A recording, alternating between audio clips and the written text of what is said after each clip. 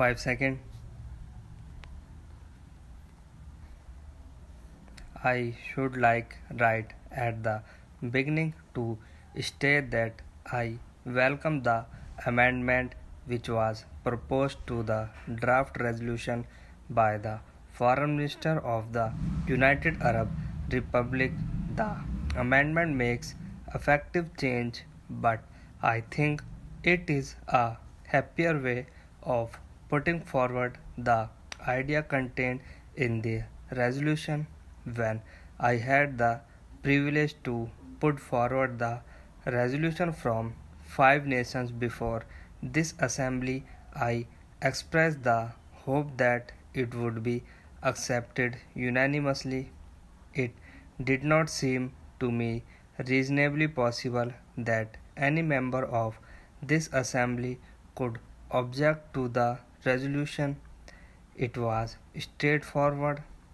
It contained nothing in it against any individual or this group or that group, but it did represent a strong and passionate desire that things should get moving and that this assembly should not sit paralyzed as if it could not act.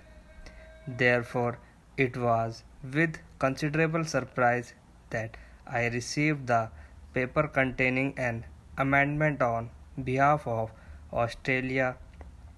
I read it with care. I found some difficulty in understanding it, and the more I read it, the more surprised I was that any member of this assembly should have put this forward as an amendment. I venture to place before this assembly my reasons for this. First of all, it seems to me quite patently that it had nothing to do by way of amending the proposition which we had put forward. It is not an amendment. I do not perhaps know the rules of this assembly, but it is not an amendment. It may be, of course, a separate resolution in some form or another and might have been brought forward and considered by this House. If it was so considered, I would have had much to say about it and against it. The Prime Minister of Australia, in his speech, made it quite clear that it was not an amendment, although he might call it so. Therefore, I could not quite understand what meaning lay behind this amendment. I have the greatest respect for the Prime Minister of Australia, more especially for his keen mind and ability. I wondered if that keen mind had not tried to cover up with a jumble of words something which had no meaning at all. I was particularly keen to listen to the Prime Minister of Australia in the hope that he might throw some light of this aspect. He stated clearly that he dissented from the last paragraph of this resolution, a very innocuous one, nevertheless with very considerable meaning.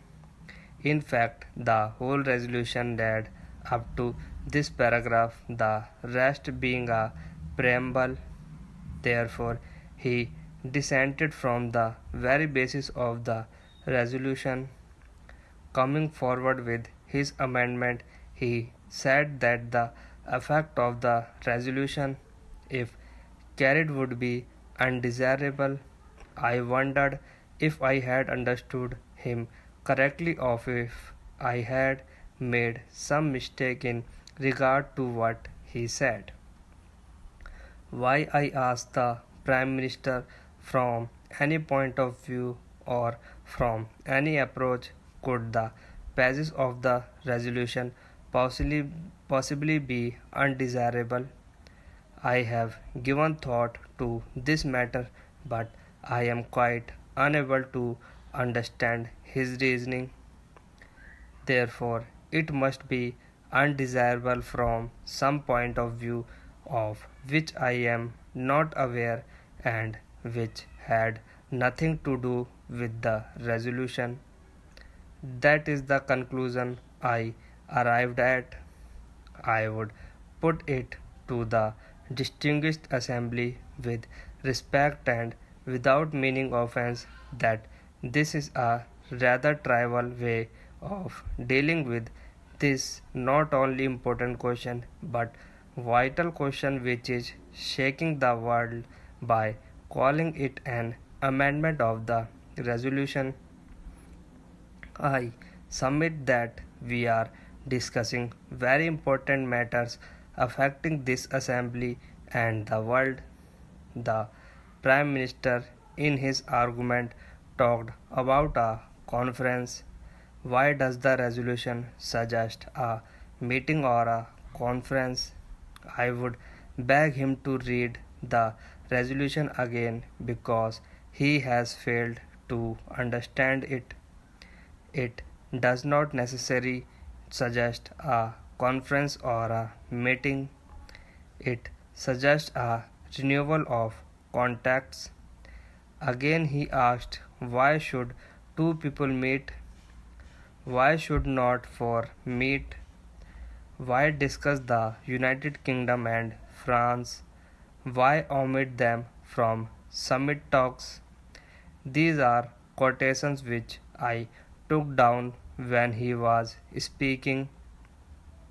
Why all this? He asked. Well, simply because there is no way about it, because nobody is dismissing or pushing out anybody or suggesting it.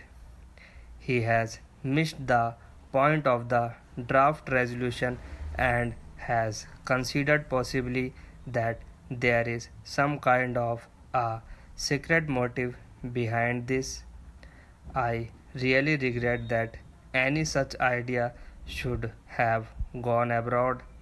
The draft resolution was put forward in all good faith for the purposes named in it, and to suspect it of some secret device to push out somebody or not to pay adequate respect to some country is not fair on the part of the honorable gentleman.